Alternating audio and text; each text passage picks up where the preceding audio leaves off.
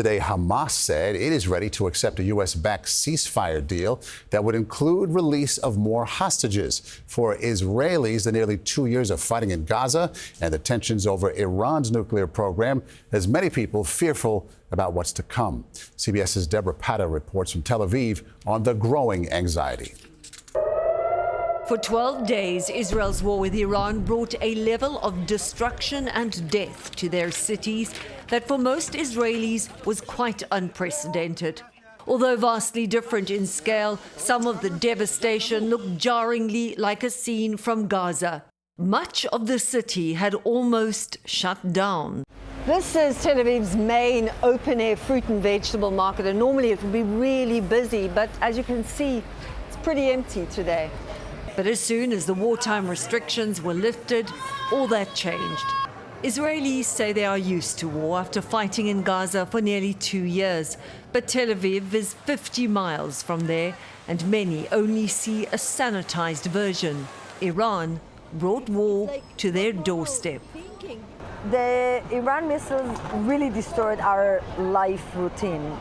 To go to the shelter in the middle of the night and then wake up very dizzy, you're all the time in tension. For a lot of young Israelis, their only comparison is COVID lockdown.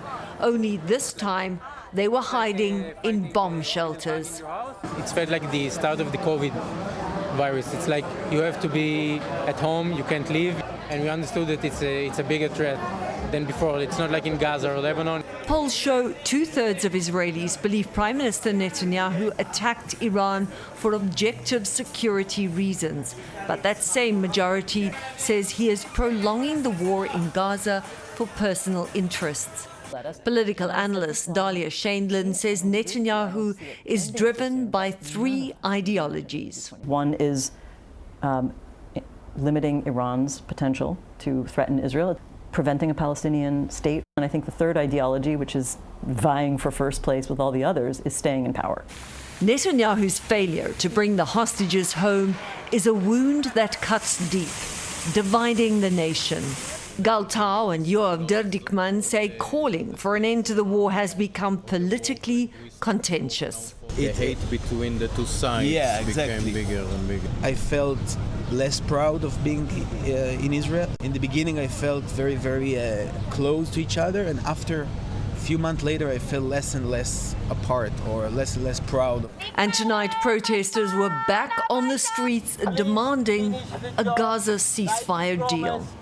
Debora Patta, CBS News, Tel Aviv.